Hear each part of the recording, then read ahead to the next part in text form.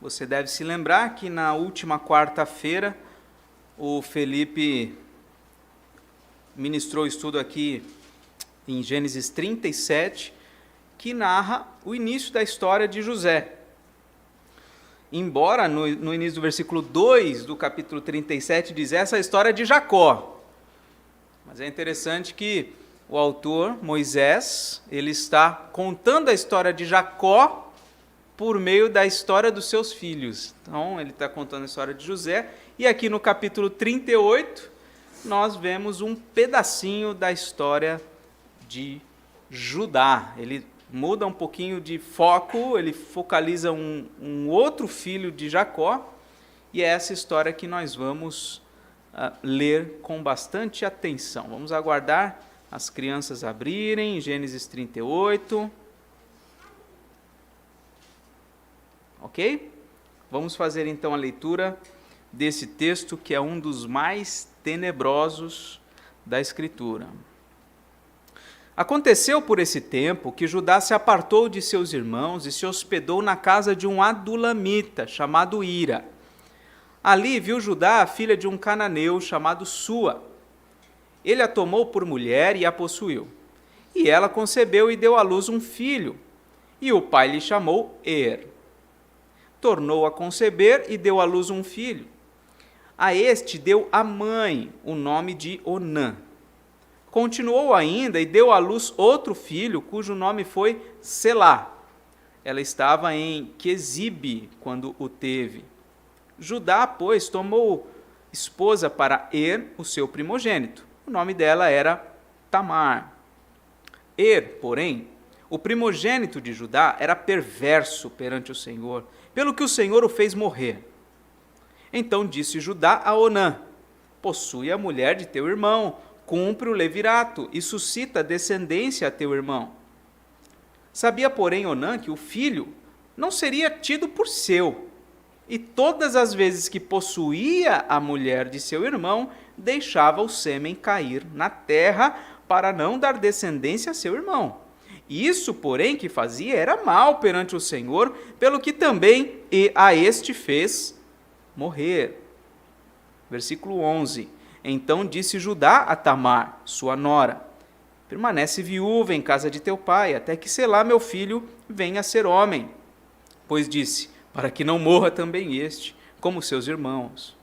Assim Tamar se foi, passando a residir em casa de seu pai. Versículo 12.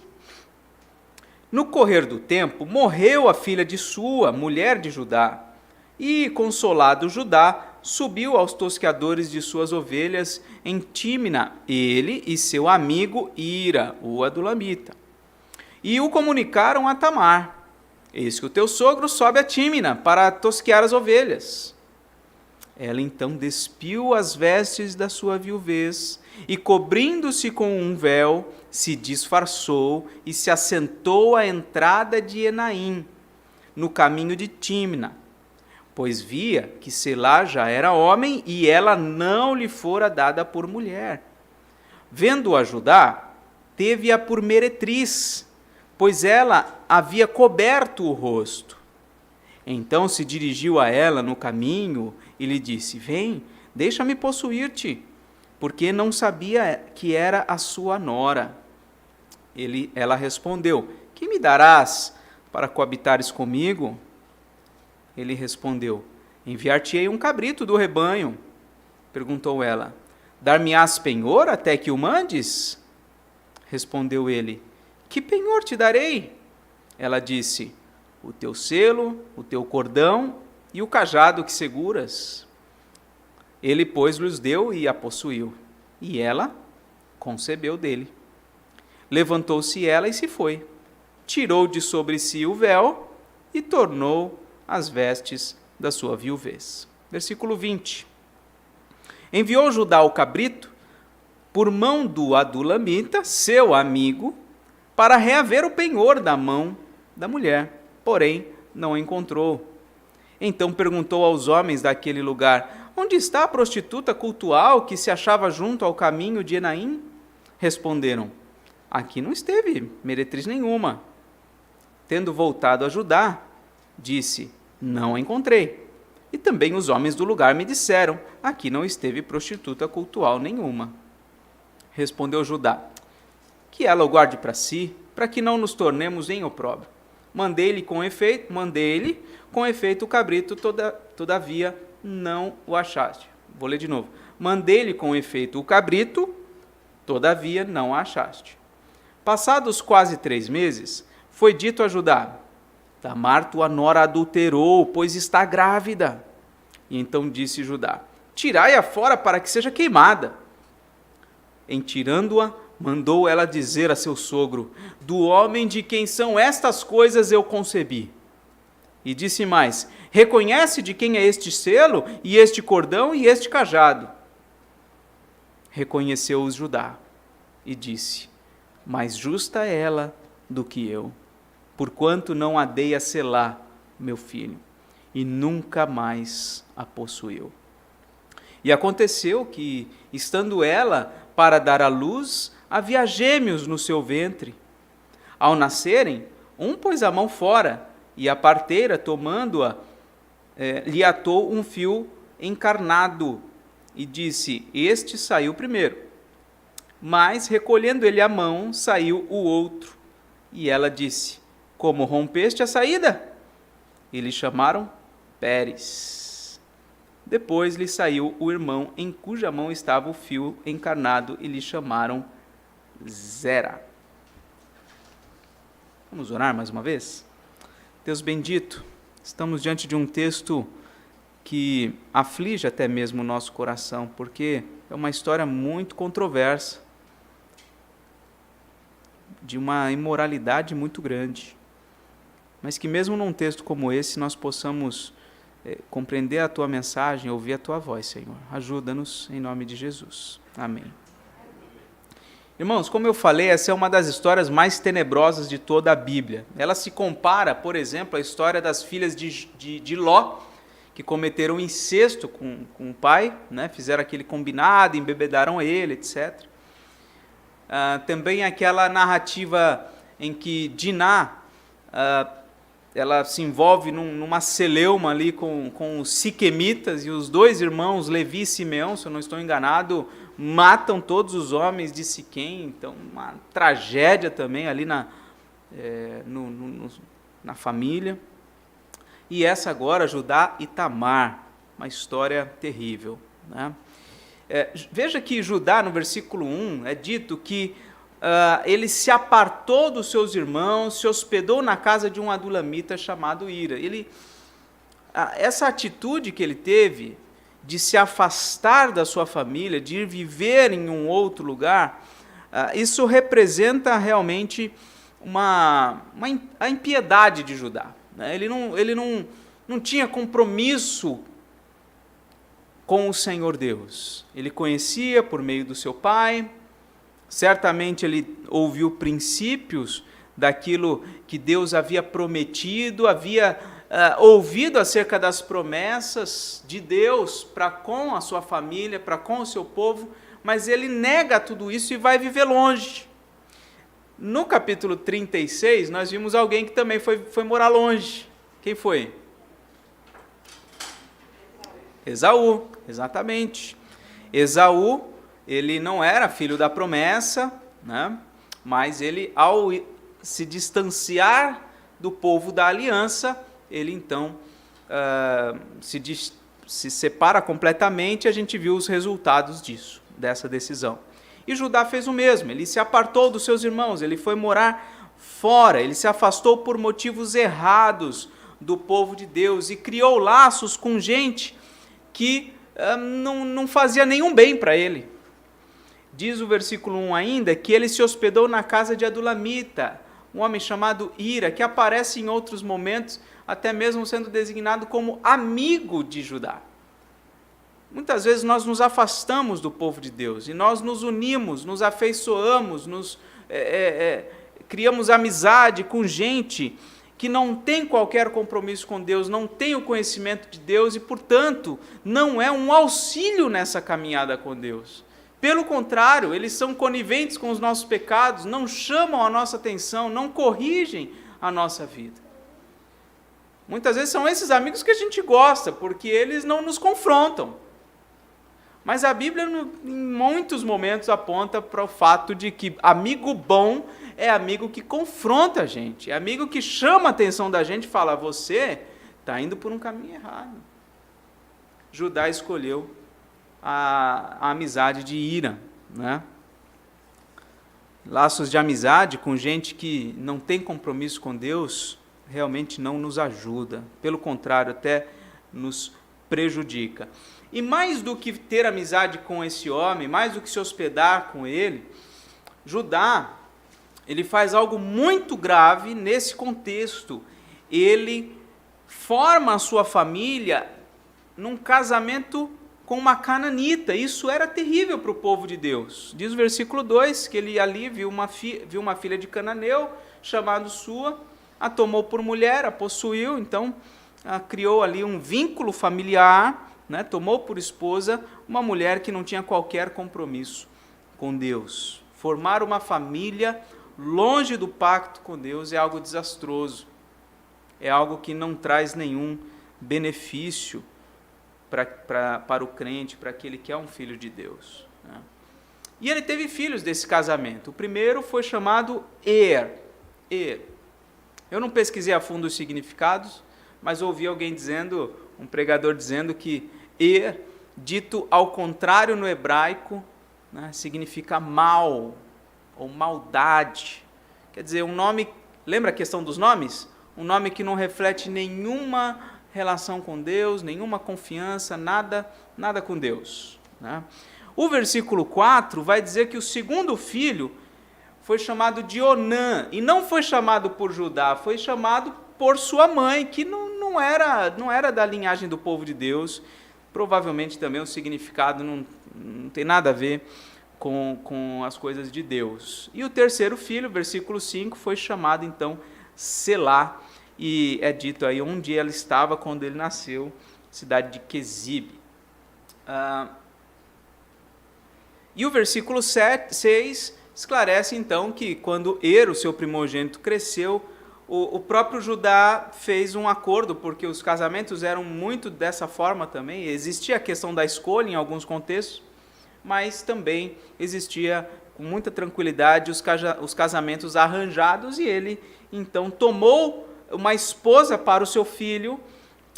O nome dela era Tamar, uma mulher cananita também. Quer dizer, ele não instruiu seus filhos no caminho do Senhor, ele não pautou a sua família em princípios e valores ligados às promessas de Deus, e nós vemos que o cenário está pronto aqui para uma tragédia, né? Esse primeiro filho de Judá, versículo 7, fala que ele era perverso perante o Senhor. E o versículo 7 diz que o Senhor matou aquele homem, Er, o primogênito de Judá, por ele ser perverso. Deus já tinha feito isso no dilúvio. A gente estudou Gênesis 6, 7, 8, 9. Tinha matado muita gente. Aqui é a primeira vez em que nós vemos Deus matando um indivíduo. E não foi só Er. Onã também, como a gente vai ver na sequência aqui depois. Então, ele era um homem perverso. São poucas as vezes, meus irmãos, são poucas as vezes na Bíblia que nós vemos Deus matando alguém por causa do seu pecado, ou tão claramente dito dessa forma, né?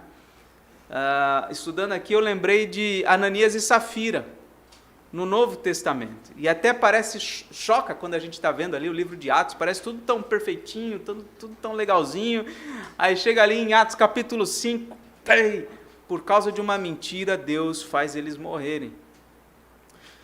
E essas histórias assim mostram para a gente, nos fazem lembrar que pecado não é brincadeira. Pecado não é brincadeira com Deus. A gente está muito acostumado com a misericórdia de Deus, com a paciência de Deus. Mas a justiça de Deus é real. E pode, inclusive, ser imediata. A gente não leva em consideração isso muitas vezes, mas pode. Então a gente precisa se lembrar disso e olhar para a perversidade do nosso coração com muita seriedade, porque Deus é justo e Ele abomina o pecado. O que aconteceu? Tamar, mulher de Er, não teve filhos com Er.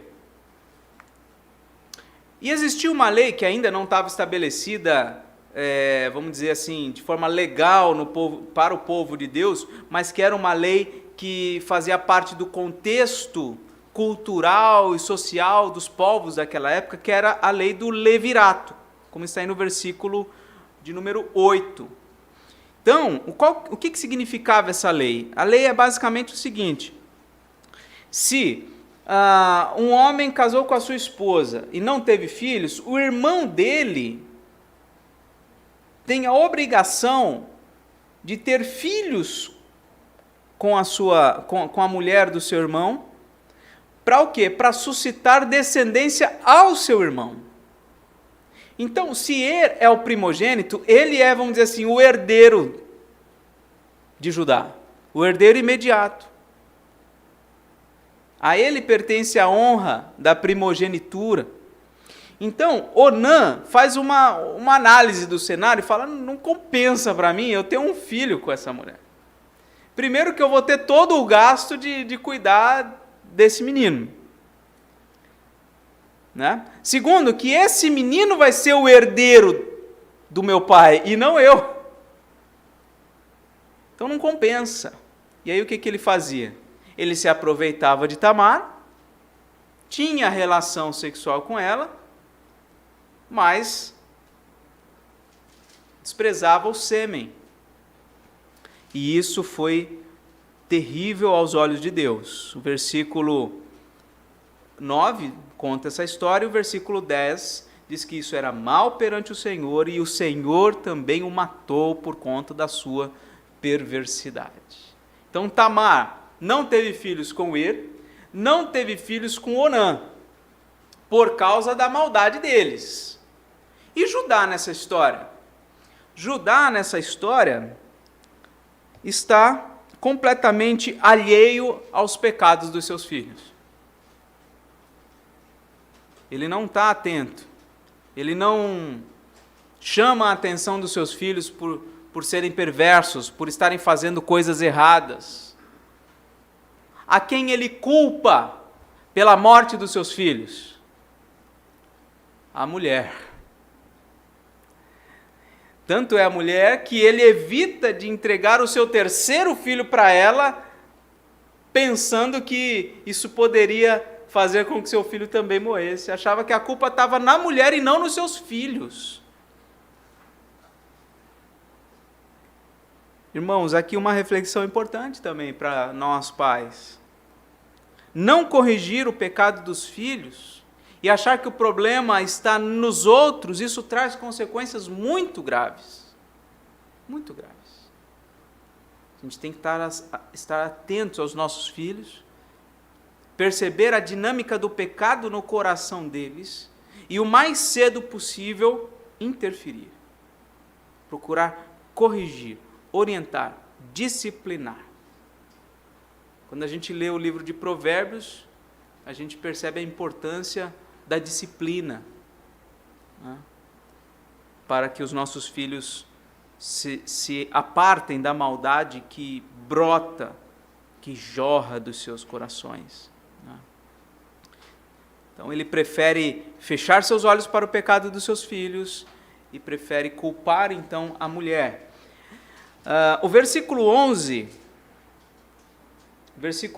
diz que Judá sugeriu a Tamar, falou para ela: olha, continua viúva lá na casa do seu pai, volta para a casa do seu pai, continua viúva lá. E mentiu para ela dizendo: quando Selá, o meu terceiro, for mais velho, eu então, ele se tornar homem, eu então vou chamar você para que ele suscite descendência a partir de você. Gente, essa lei do levirato, uma coisa que eu podia ter comentado antes, ela tem em vista, sem dúvida, a honra daquele que morreu, mas ela também tem em vista a proteção da viúva. A gente ler essas coisas com a nossa ótica, da nossa sociedade, do nosso tempo, a gente vai chegar a conclusões erradas. A gente vai interpretar mal o texto. Agora, se a gente tentar fazer o exercício de se tirar as lentes, tirar o nosso contexto, tentar tirar, não dá, né? A nossa cultura da nossa mente e olhar para aquela realidade, então nós estaremos mais próximos de perceber a bênção que era uma lei como essa. Porque uma viúva, se não tivesse filhos para sustentá-la, ela estaria perdida naquela sociedade. Então, uma lei boa, que surgiu num contexto até secular, porque se aqui ele está falando da lei do levirato como algo normal, quer dizer, faz parte de um contexto geral daquela sociedade e não precisamente do povo de Deus, ou necessariamente do povo de Deus. Isso vai fazer parte da lei de Deus em Deuteronômio, com Moisés, anos depois. Mas já é uma lei importante, uma lei que resguarda a proteção da mulher. E essas leis absurdas que a gente, às vezes, lê como absurdas, muitas delas têm exatamente essa função de proteger a mulher. Como aquela lei, por exemplo, que fala da mulher que for estuprada num campo aberto e não tiver como ninguém ajudar aquela menina, aquela mulher. Qual que é a sentença, ou qual é a resolução, qual que é a lei que vai proteger ela? Para os nossos olhos é absurdo, mas fazia todo sentido naquele tempo. A lei era a seguinte: o estuprador tem que casar. Para nós é um absurdo, por quê? Isso parece tirar a liberdade dela, parece, né? Poxa, um casamento que nasce de um contexto de estupro, isso não parece legal, e realmente não parece legal. Mas para aquele contexto, se não fosse assim, ela estaria destinada praticamente à miséria. Ela seria desprezada por sua família, desprezada pela sociedade. Não haveria quem se casasse com alguém que foi estuprada. Hoje, não faz a menor diferença. Uma mulher que tenha sido violentada, ela consegue se casar com qualquer um que aceite essa condição e provavelmente qualquer um aceitaria se amar, se gostar, se tiver um entrosamento. A nossa sociedade é diferente daquela, então a gente tem que tomar cuidado para fazer essas interpretações. Bem, Judá então acaba mentindo para ela. Ela percebe que o garoto cresce e ela continua ali sendo largada, né? Está vivendo ali numa condição provavelmente de desprezo, à margem da sociedade, né? E aí, o versículo 12 começa a contar que então Judá fica viúvo, sua esposa faleceu. Quando ele se consolou, ele foi dar uma saída. Quem ele levou como companheiro? Versículo 12, o seu amigo, o adulamita, o Hira. E aí, avisaram a Tamar: olha, Judá vai estar por esse caminho aqui e tal. Ela, tá bom. E o que ela fez? Ela armou um plano. Qual foi o plano dela? Eu vou coabitar com ele. Nem sei se ela cogitava engravidar, porque, pensa, ela teve um marido, 2 maridos e não engravidou, ela devia até pensar: eu devo ser estéril. Ela talvez nem pensasse em engravidar, pensasse mais em humilhá-lo, né, ao expor essa questão da prostituição e tudo mais. Talvez nem tivesse a gravidez em vista, mas aconteceu exatamente isso. Na primeira vez que eles tiveram relação, uma relação completamente errada, porque Judá não se conteve no seu desejo sexual pecaminoso, né? Eles então houve a concepção e depois os filhos.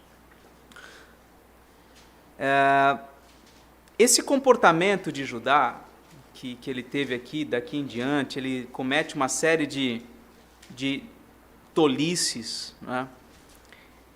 Esse comportamento todo, esse comportamento infiel contrasta com o comportamento de José, que vai ser descrito a partir do capítulo 39 em diante. E essas histórias são concomitantes. O capítulo 38, essa história do capítulo 38, um capítulo só está narrando uma história de décadas. Talvez umas 2 ou 3 décadas. É exatamente o período que José chegou no Egito e está desenvolvendo ali o seu trabalho, está enfrentando toda aquela situação, vencendo tentações, sendo usado por Deus.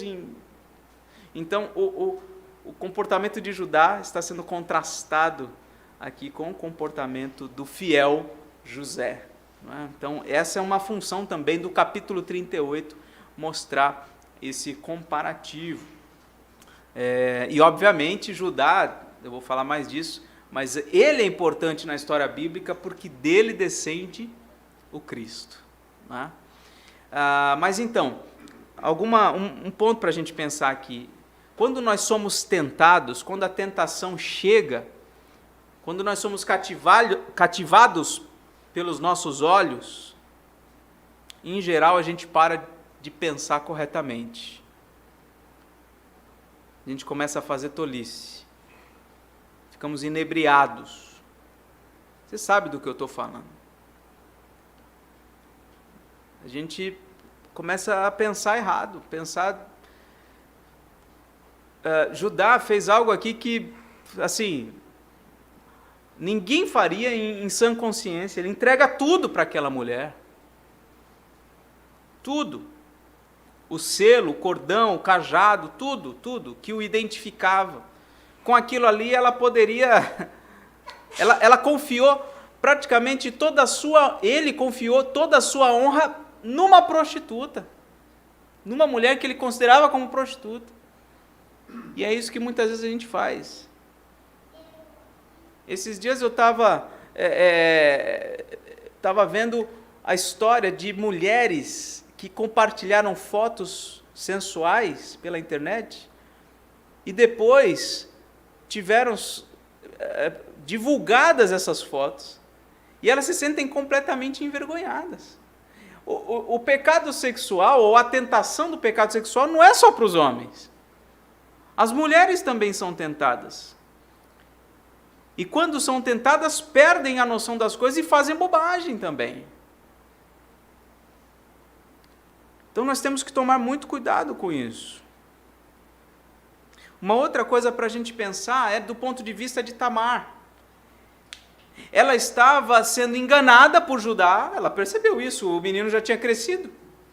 Ela estava sendo enganada, ela estava sendo injustiçada, ela estava sendo preterida, ou seja, deixada de lado, de escanteio, e muitas vezes, nós em situações como essa fazemos o mesmo que ela, nós queremos resolver a coisa do nosso jeito.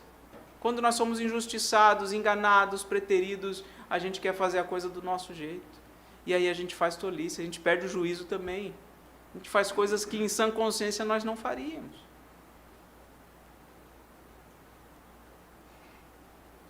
E aí acontece toda essa situação. Depois de 3 meses, aparece a barriga, não é?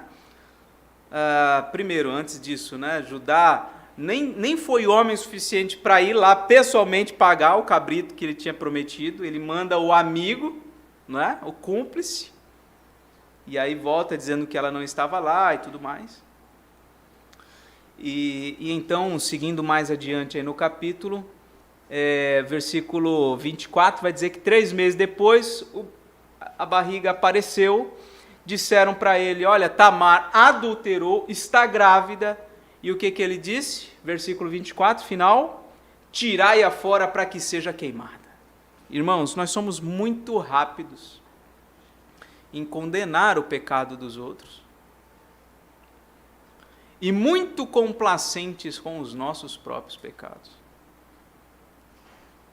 Nós somos tardios em perceber o nosso próprio pecado. Colocamos panos quentes, jogamos para debaixo do tapete, tentamos encobrir o nosso pecado, mas quando vemos que alguém cometeu um pecado, rapidamente nós, em geral, nós sentenciamos e condenamos com muita facilidade. Não é? Judá teve seu pecado exposto. Todo mundo ficou sabendo da bobagem que ele fez. E não foi uma, né? Foi várias numa só.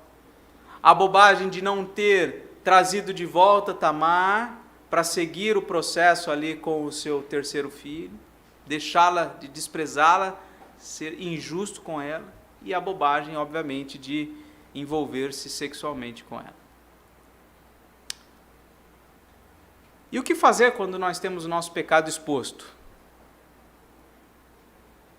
Aliás, uma das perguntas que eu faço para os novos membros, tenho feito da penúltima turma para cá, é a seguinte pergunta. Se um irmão ou irmã, ou presbítero, ou pastor chegar para você, para tratar com você sobre um comportamento inadequado ou pecaminoso seu, como você reagiria a isso? Essa é uma pergunta. A outra pergunta é, como você reagiria se,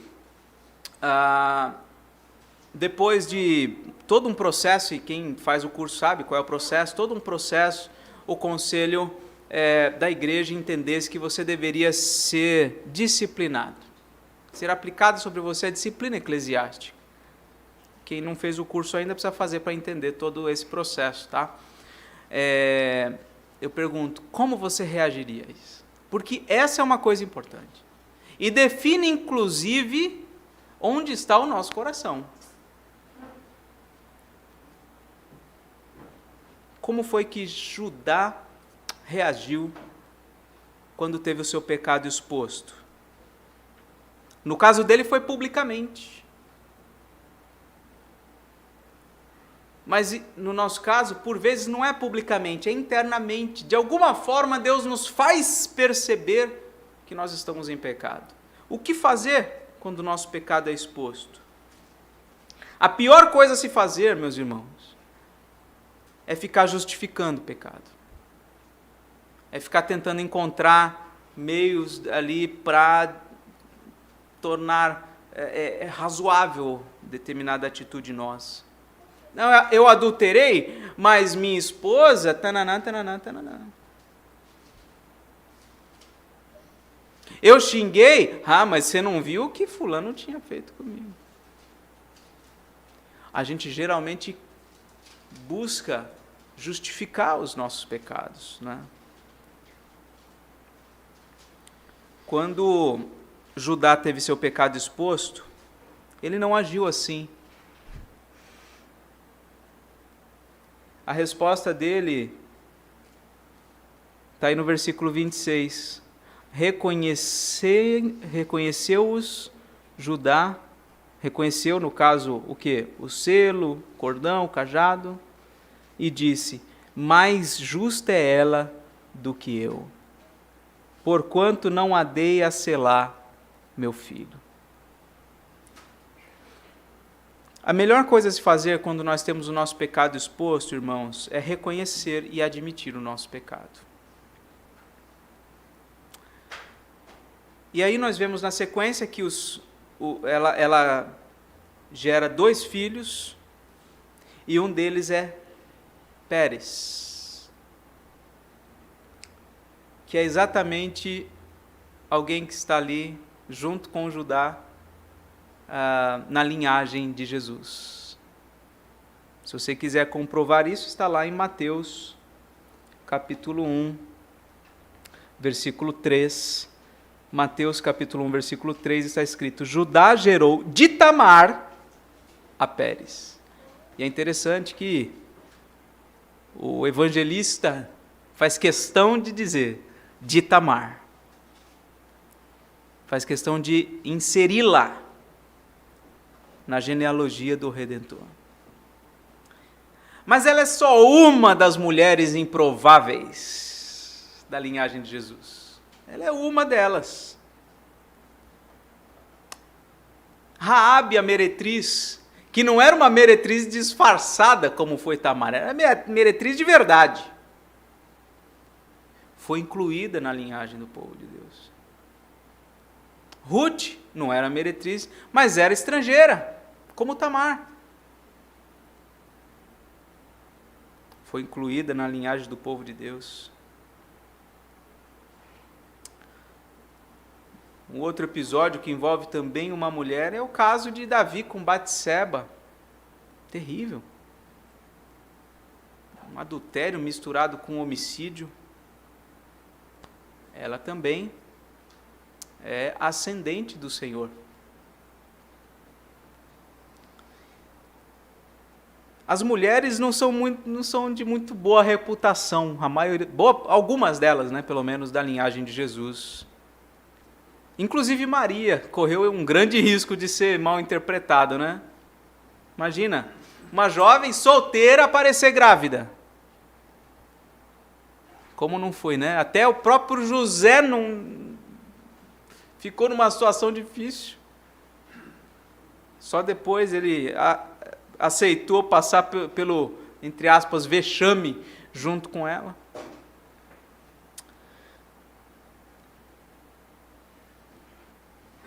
Irmãos, o que esse capítulo de Gênesis 38 está mostrando para a gente é que o pacto, a aliança de Deus, as promessas de Deus, continuam, mesmo através de uma situação assim tão escandalosa.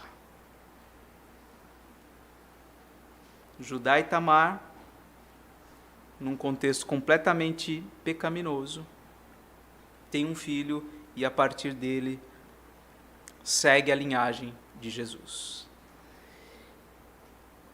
Irmãos, isso tem um significado muito especial.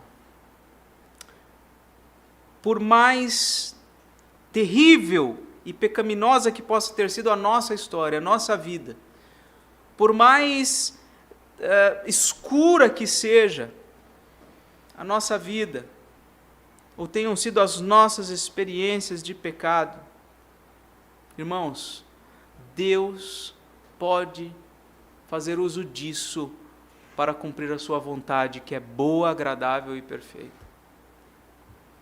Das trevas Deus faz brilhar a luz. Que bênção! Mais um dos vários capítulos em que o pecado humano é exposto de uma maneira terrível. E, pensando um pouquinho, se a Bíblia fosse um livro meramente humano, pensa, um homem querendo escrever um livro que fosse o livro-texto, o livro principal de uma religião, você acha que ele teria escrito ou teria registrado uma história como essa? Uma história como essa não traria um demérito para uma religião? Mas não do ponto de vista divino, porque eis aqui um livro divino. Foi Deus quem moveu homens que Ele mesmo separou para essa função.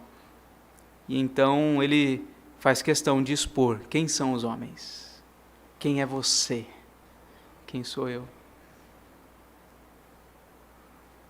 E é de histórias assim, tristes, terríveis,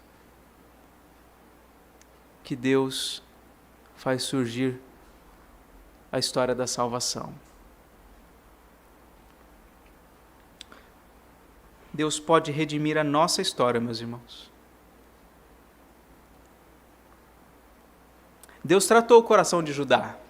A gente vai ver depois, conforme for passando os capítulos aí, que Deus foi trabalhando no coração dele e alguns comportamentos revelam isso depois. Uma história como essa, de tanta desgraça, de tanto pecado, nos ajuda a contemplar a graça de Deus, o poder da graça de Deus. Que a graça de Deus transborde na nossa vida, que é tão cheia de trevas, que é tão cheia de podridão. Que Deus faça uma história de salvação na vida de quem eventualmente está nos ouvindo pela internet. Que Deus faça brilhar a luz de Cristo na nossa vida, na nossa história, como fez na história de Judá e Tamar, uma história tão feia, mas através disso Deus fez brilhar a sua luz. Vamos orar? Bendito Deus, te damos graças, Pai, por mais um estudo da Tua Palavra, que expõe, ó Deus, a gravidade do pecado, o quanto nos afeta e o quanto nós somos responsáveis por tudo isso. Mas, ao mesmo tempo, contemplamos a Tua graça e o Teu poder de transformar em bem, Senhor, uma história tão má, tão imoral. Ó Deus, redime a nossa história, Pai. Redime. Transforma completamente, Senhor. Tudo de ruim que nós já vivemos. Que possa, Senhor, não ser apagado da nossa memória. Não é isso que nós estamos pedindo.